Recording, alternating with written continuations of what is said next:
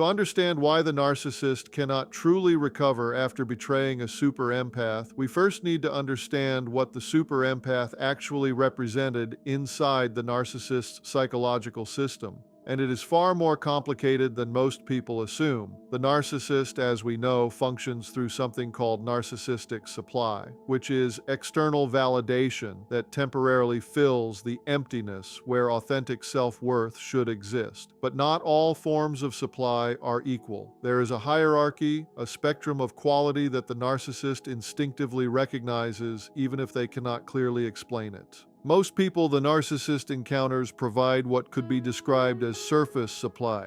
Admiration for their appearance, their status, their accomplishments, or their performance. It is transactional, easily replaceable, and ultimately hollow. The narcissist consumes it quickly and constantly needs more because it does not truly nourish anything real inside them.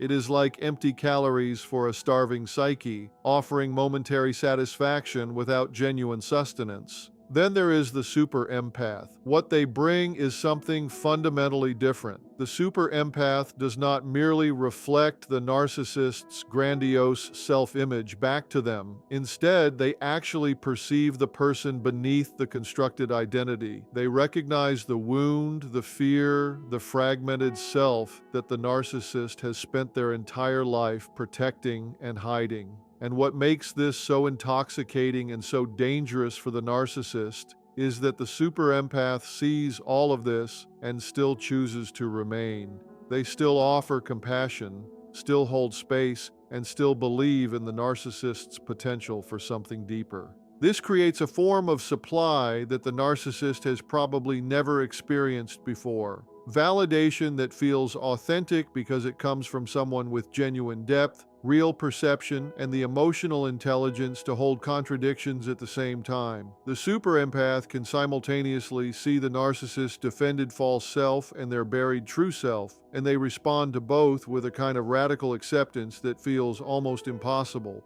For the narcissist, this experience is like discovering water after wandering through a desert their entire life. It is not just that the super empath makes them feel good about themselves. It is that the super empath makes them feel real, seen, and known. And for someone whose entire psychological structure is built around hiding from being truly known, this experience is both irresistible and terrifying.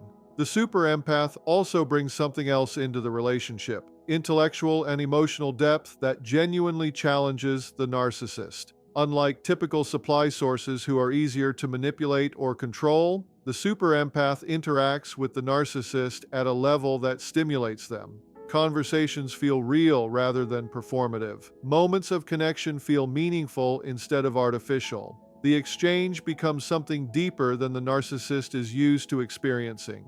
The narcissist gradually becomes attached to this quality of interaction in a way that is different from their usual dependence on supply. It is not just about maintaining their grandiose self-image anymore. It is about experiencing something that resembles an authentic relationship, even if they are unable to fully participate in it in a reciprocal way.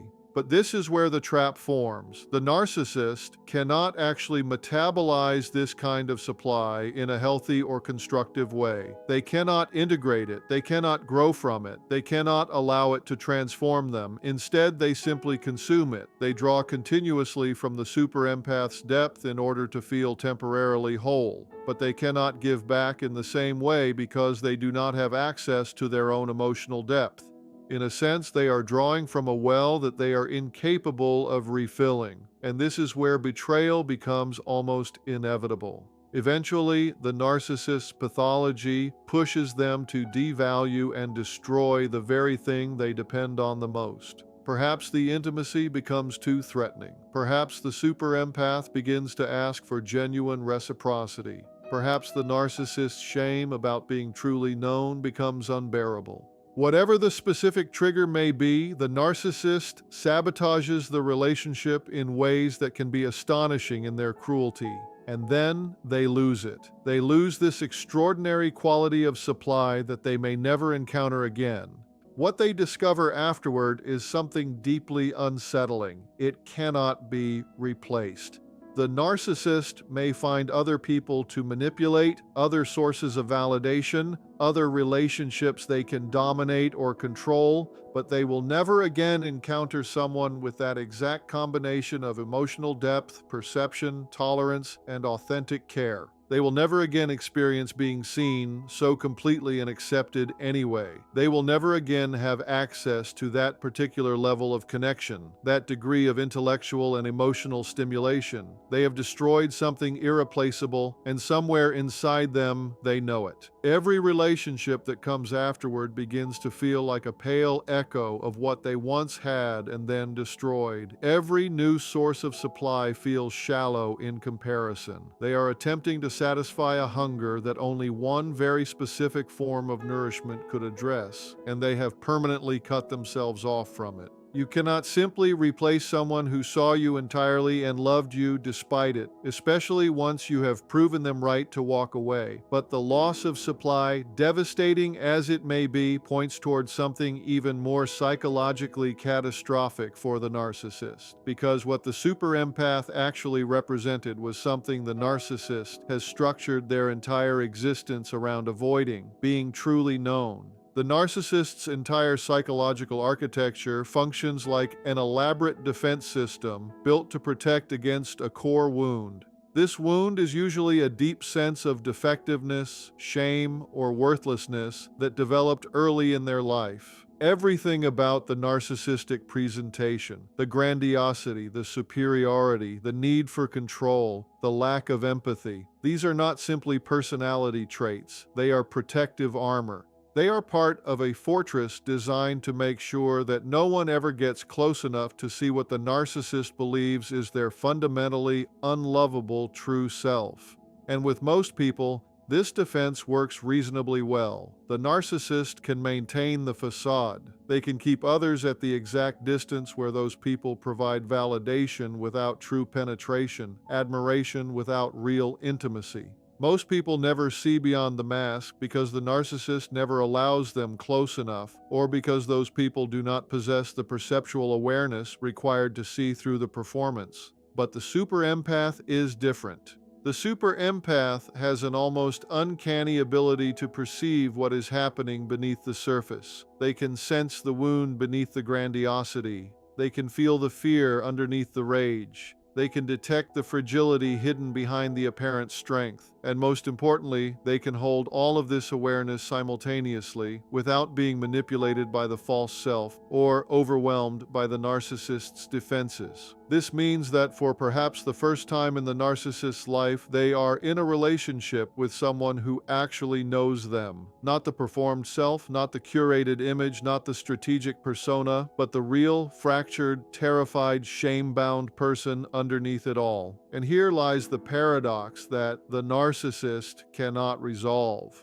A part of them desperately longs for this experience. A part of them is starving for the feeling of being truly seen and accepted anyway.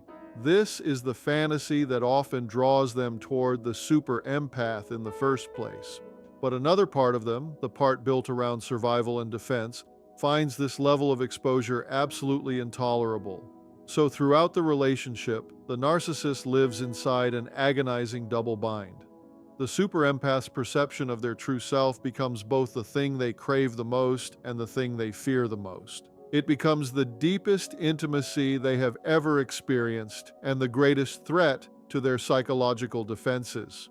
When the relationship eventually ends, when the narcissist inevitably betrays this person and drives them away, something irreversible happens within the narcissist's defensive structure. Now they must live with the knowledge that someone saw through everything all the way down to the core and ultimately chose to leave anyway. This is fundamentally different from other relationship endings. When a typical supply source leaves, the narcissist can comfort themselves with a familiar story. They might think that the other person could not handle them, did not understand them, or simply was not on their level. They can believe that the person left the performance but never truly knew the real them. This narrative allows the narcissist to maintain their defenses without disruption. But with the super empath, this story no longer works. The narcissist cannot deny that they were known. They cannot pretend the empath empath simply misunderstood them. They cannot hide behind the idea that the empath only saw the surface.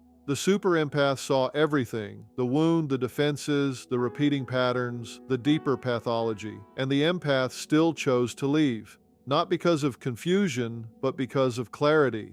Not because they could not handle complexity, but because they developed self-respect. This realization destabilizes the narcissist's entire defensive structure. If someone can see you that completely and still decide to walk away, what does that say about what they saw? If the one person who understood you most deeply ultimately concluded that you were not worth staying for, how do you defend yourself against the implication that maybe the shameful, defective self you have been hiding really is who you are? The narcissist struggles to recover from this because it is not simply a painful loss. It becomes a brutal confirmation of their deepest fear, the fear that the self they have spent their entire life protecting, hiding, and denying might actually be the truth they were trying to escape. It becomes evidence that being truly known leads to abandonment. It reinforces the very outcome they have organized their entire life around avoiding. And even worse, they cannot undo the fact that they were known.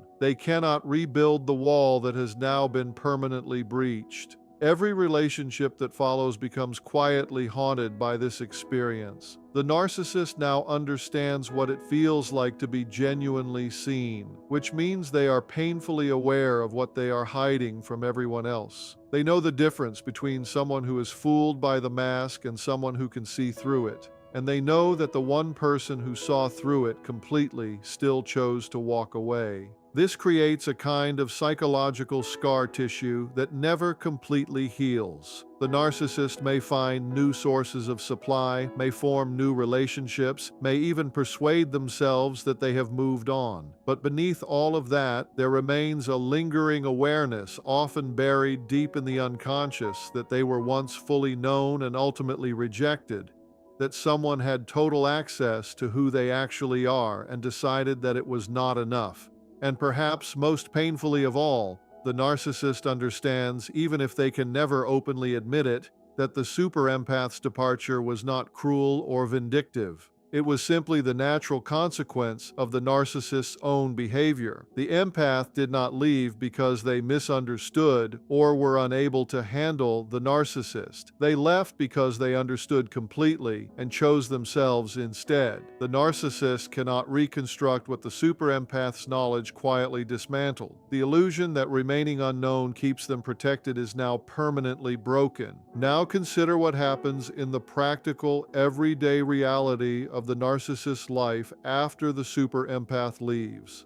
Because beyond the psychological devastation of being known and abandoned, something even more immediate and visceral begins to unfold. The narcissist must now confront the one thing they have spent their entire existence avoiding: themselves. The super empath, you see, was not simply providing validation or even profound connection.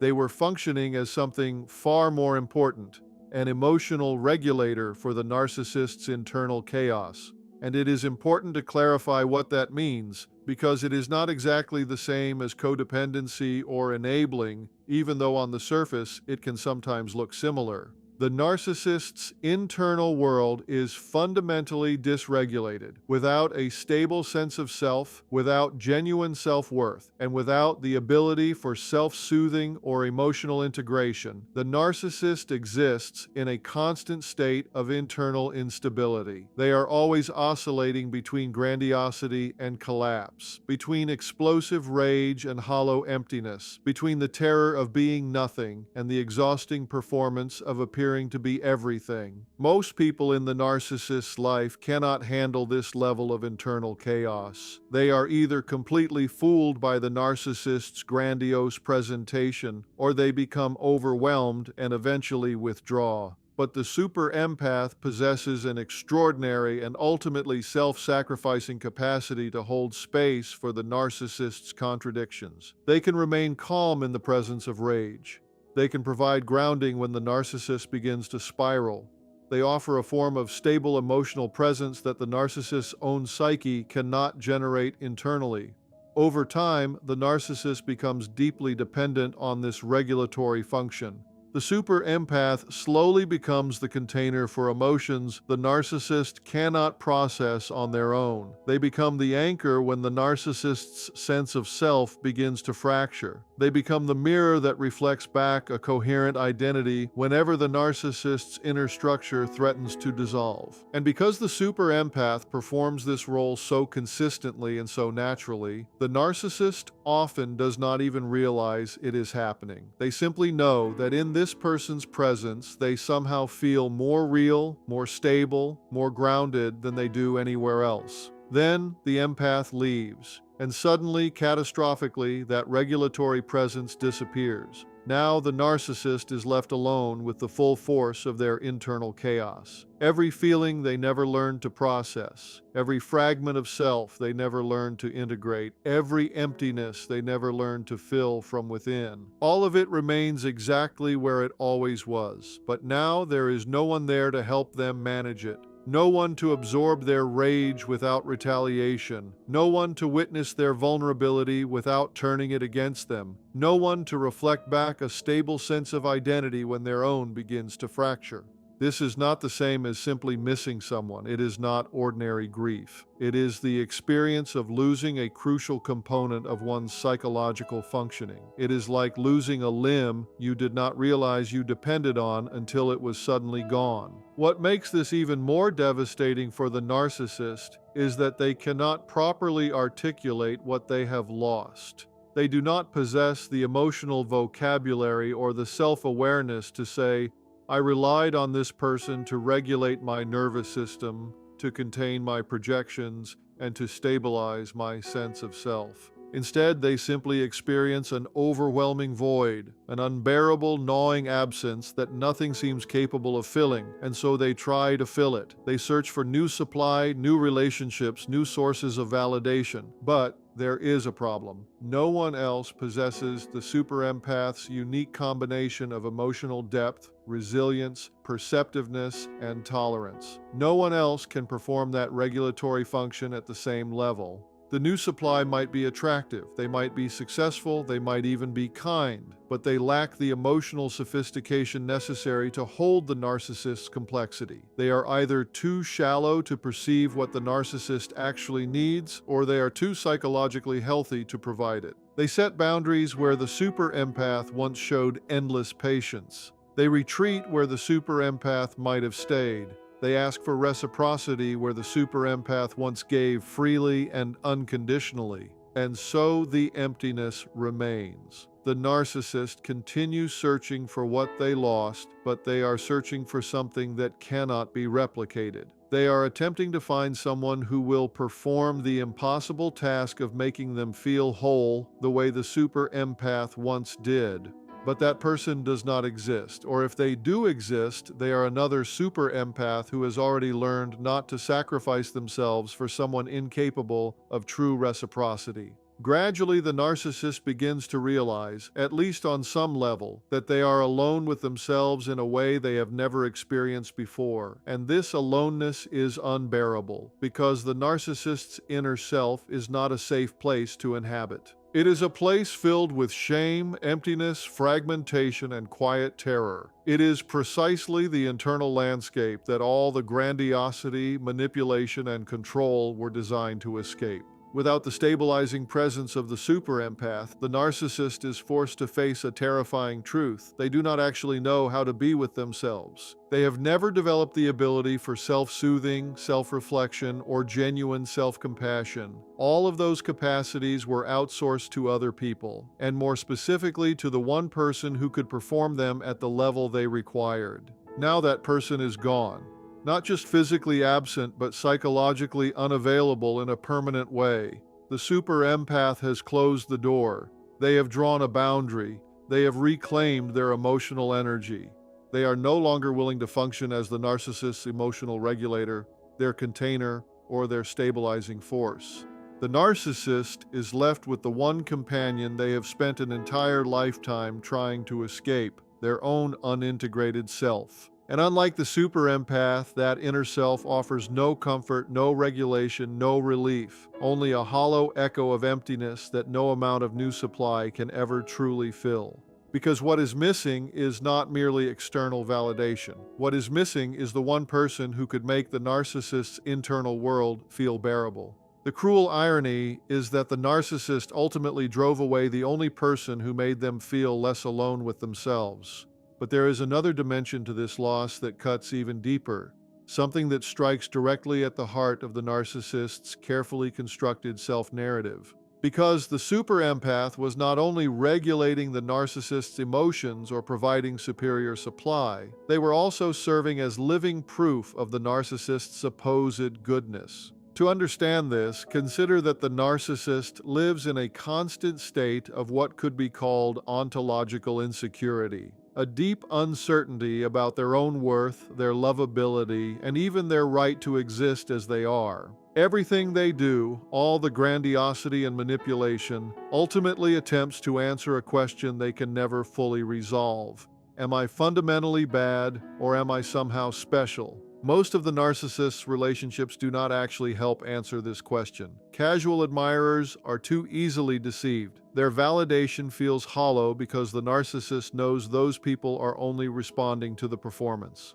People they have manipulated or dominated cannot provide evidence of goodness because the narcissist knows their loyalty was coerced. Even family members who remain loyal often feel more like obligations than genuine choices.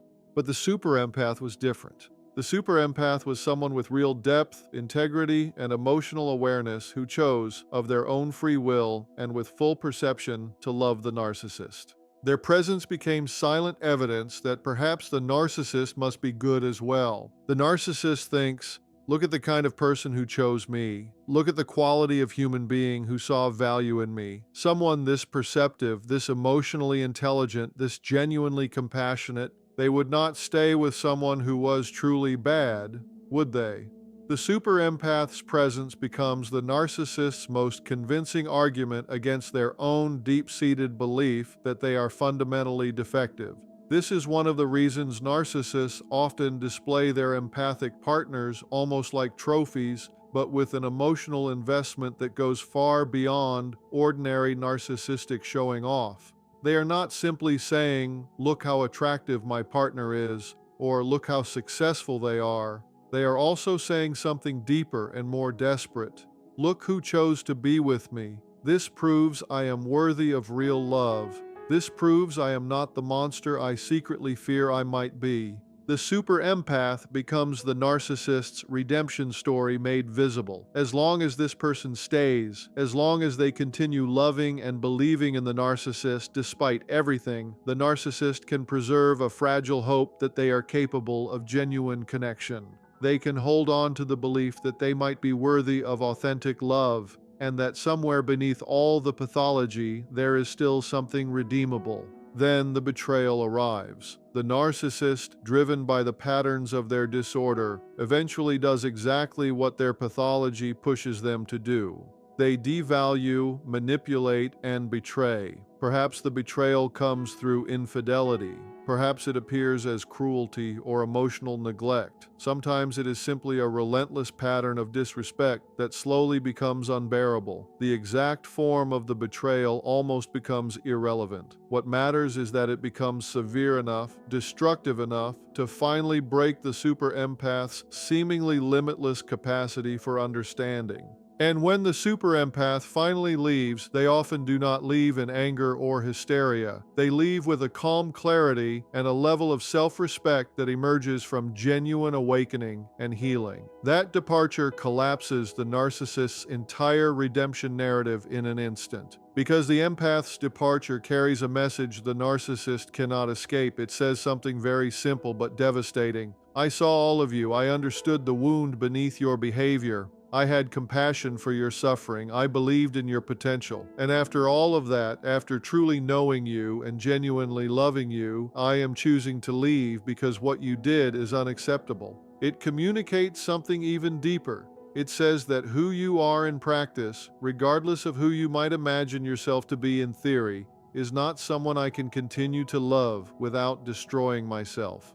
That message is fundamentally different from any other kind of rejection the narcissist has experienced. When someone leaves who never really understood the narcissist can comfort themselves with the idea that the other person simply did not understand. But the super empath understood completely. Their departure is not a misunderstanding, it is a verdict. The one person whose love could have served as evidence of the narcissist's fundamental goodness has now withdrawn that love based on full knowledge. The one person whose judgment the narcissist secretly trusted because of their emotional intelligence and integrity has now delivered that judgment.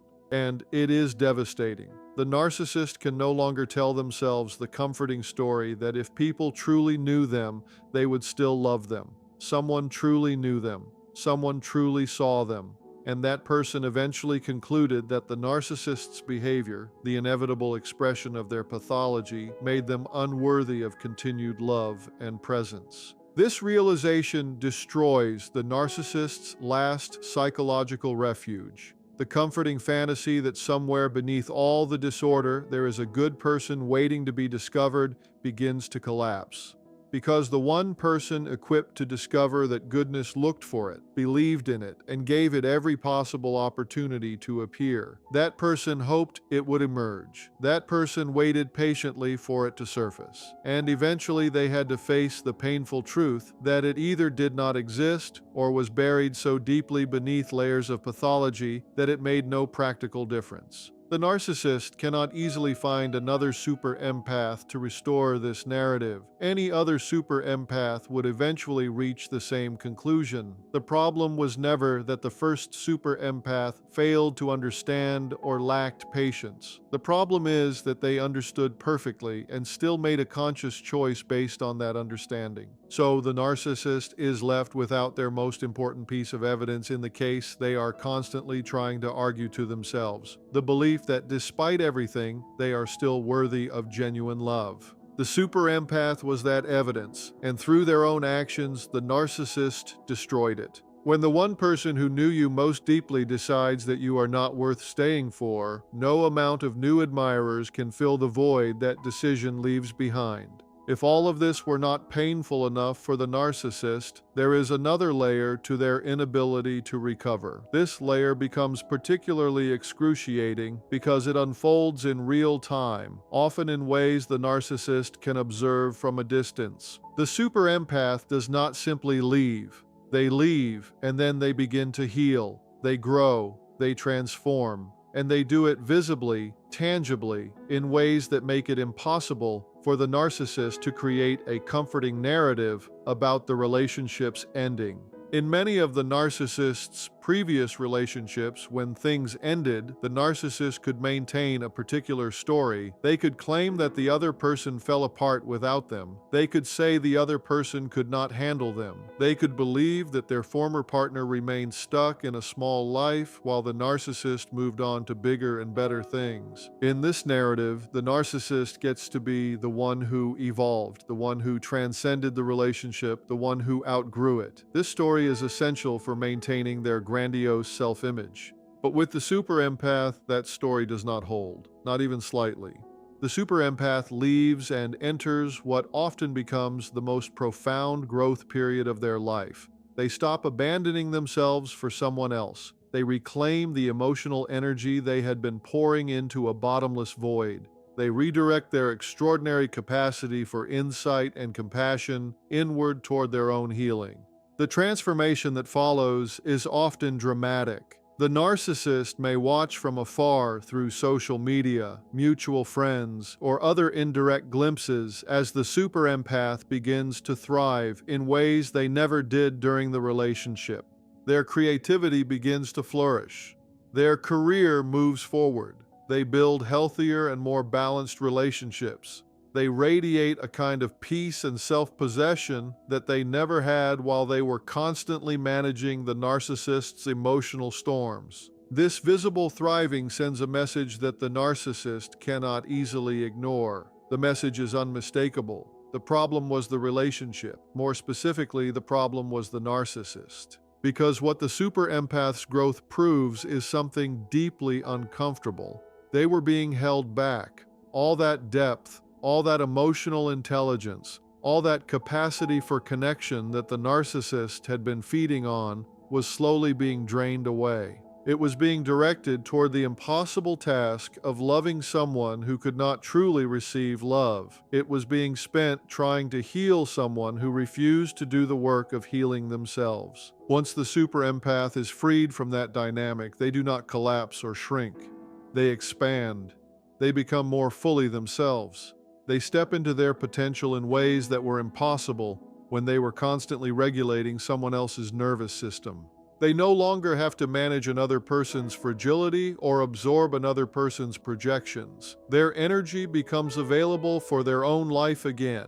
For the narcissist, witnessing this transformation can be unbearable because it contradicts everything they need to believe about themselves. In the narcissist's worldview, they are supposed to be the exceptional one. They are supposed to be the evolved one. They are supposed to be the person who outgrows others. Yet here is the super empath visibly outgrowing the narcissist. And they do it not through arrogance or competition, but through the simple act of choosing themselves and committing to the difficult work of genuine healing. Unlike the narcissist, who may cycle through relationships and maintain superficial changes while their core patterns remain untouched, the super empath's transformation is real. It is not performance. It is not image management. It is not another carefully constructed identity. It is actual integration, real growth, and authentic evolution. You can see it in the way they carry themselves. You can hear it in the way they speak about the relationship without bitterness or emotional entanglement.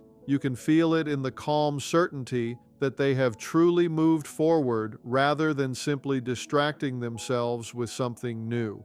This creates a devastating comparison that the narcissist cannot escape.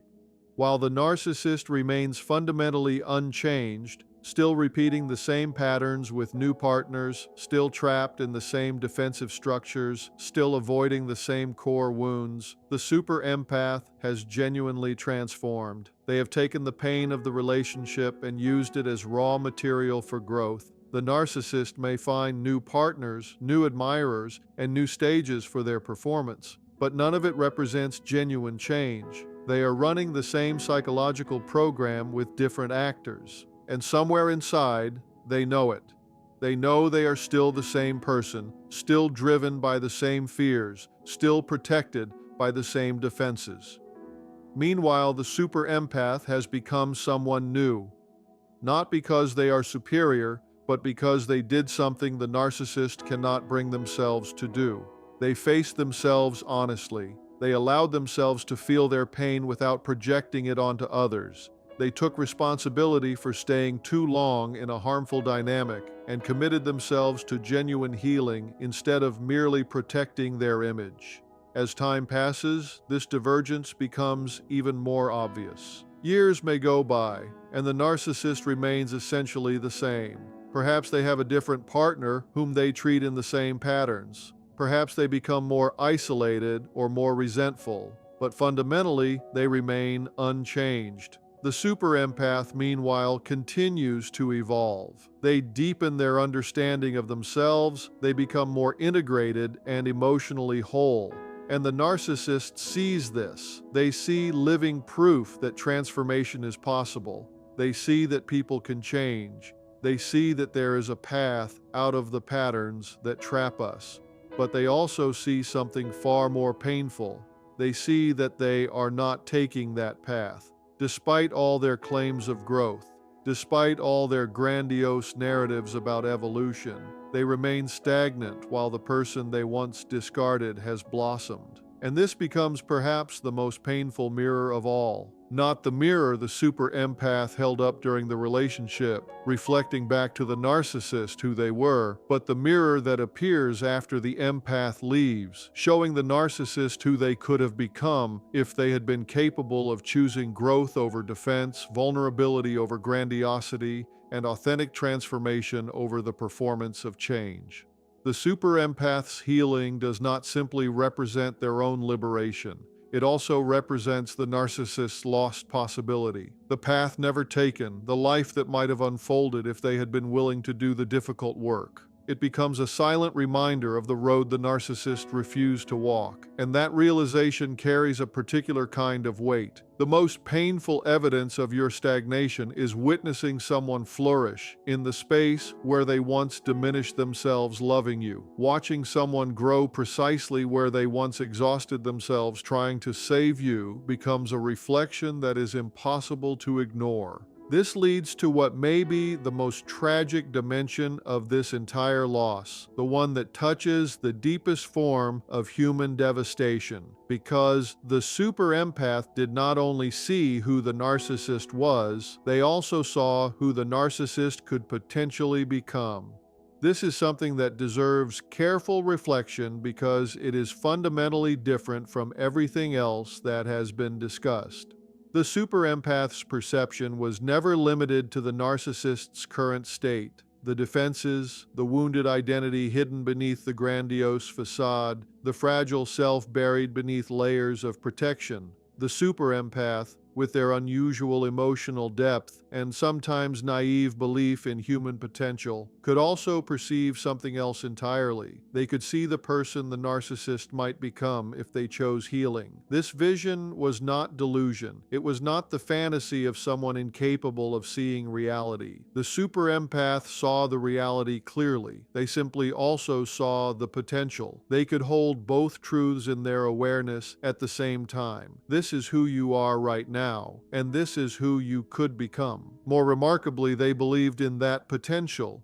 They believed in it strongly enough to stay far longer than they should have. They believed in it enough to endure treatment that no one should have to endure. They believed in the narcissist's capacity for change, even when the narcissists themselves struggled to believe in it. For the narcissist, this belief functioned as both their greatest hope and their heaviest burden, because a part of them deeply wanted to become that better version of themselves. A part of them resonated with the super empath's vision and felt the quiet pull of that possible redemption. In rare moments of vulnerability, moments that were often quickly defended against, the narcissist might have briefly glimpsed what the super empath saw: a path toward wholeness, a path toward genuine connection, a path toward freedom from the prison of their own defensive patterns. But another part of them, the part organized around psychological survival, found that vision deeply threatening. Becoming that person would require something the narcissist's entire internal structure is designed to prevent. It would require facing the original wound. It would require feeling the buried shame. It would require acknowledging the harm they had caused. It would require sitting with the unbearable vulnerability of not knowing who they are without their defenses. So the narcissist remained trapped between two powerful forces. On one side was the desire to become the person the super empath believed they could be. On the other side was the terror of what that transformation would demand.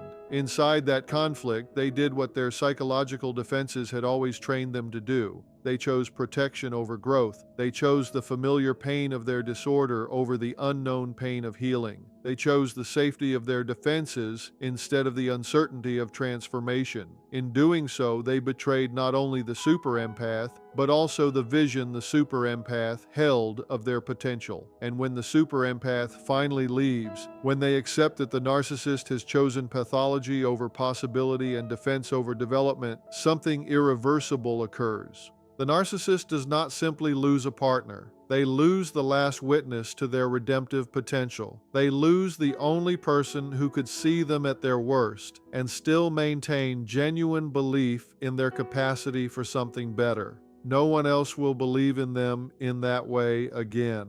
And this is not simply pessimism, there is a reason for it. Belief of that magnitude requires a rare combination of qualities: depth, perception, and radical acceptance. It requires someone capable of seeing through the defenses without being deceived by them. It requires someone who can perceive potential without becoming blind to present reality. It requires someone whose own emotional stability is strong enough to maintain hope for another person's growth, even while that person repeatedly undermines it. The super empath represented that rare combination, and the narcissist destroyed that faith not through one dramatic act alone, but through the gradual accumulation of countless smaller betrayals, through the repeated choice to protect the false self rather than risk revealing the true self, through the pattern of hurting the one person who believed in their healing, through the consistent refusal to engage in the terrifying work of genuine transformation. Eventually, the super empath withdraws their belief, not with rage or revenge, but with a quiet acceptance. And when they withdraw that belief, they take with them the narcissist's last tether to the possibility of redemption. Because everyone else in the narcissist's life tends to fall into one of two categories. Some believe in the grandiose false self, which is not real. Others see only the pathology and assume nothing good exists beneath it. The super empath was the only person capable of holding both truths simultaneously. They could say, in essence, I see who you are, and I also see who you could become, and I believe you are capable of bridging that distance. After the super empath leaves, the narcissist may encounter other people who claim to believe in them, but that belief will always feel incomplete. New partners may admire the narcissist's false self, but the narcissist knows they are being deceived. Therapists may maintain hope for the narcissist's healing, but the narcissist can keep them at a safe distance, never allowing full vulnerability. Friends may remain loyal, but the narcissist knows they are only seeing a limited portion of the truth. Only the super empath saw everything and still believed, and the narcissist permanently forfeited that belief through their own choices. This creates a unique form of despair that the narcissist may never fully express, even to themselves. It is the despair of knowing that someone once saw your best possible self, not as flattery and not as manipulation, but as genuine perception, and you slowly destroyed their faith in your ability to become that person. You proved them wrong about you, but in the most painful way imaginable. You demonstrated that their belief was misplaced, not because they misunderstood your potential, but because you refused to reach toward it. The narcissist is left haunted by a kind of ghost. The ghost of the person they could have been if they had found the courage to meet the super empath's belief with action. That ghost follows them into every new relationship, every fresh beginning, every moment when they might choose differently but ultimately do not. Because now they know what was possible. They have seen themselves through the eyes of someone who recognized their potential. And again they chose to remain who they were rather than become who they might have been. The super empath took with them far more than love when they left. They took the stabilizing presence that once regulated the narcissist's inner chaos. They took the validation that once made the narcissist feel real. And most importantly, they took the narcissist's last believable pathway to redemption. No one else will ever believe in them with that same combination of clarity and hope, truth and faith, honest perception, and unwavering compassion. And somewhere within themselves, in whatever limited capacity they have for self-awareness, the narcissist knows this. They know that they once received a kind of belief that few people ever encounter. They know that someone saw the best in them and they answered that vision with betrayal. They know they were offered a path toward healing and chose the safety of pathology instead. When you destroy the faith of the one person who could see both who you are and who you might become, you lose more than their presence. You lose the living reminder of your own possibility.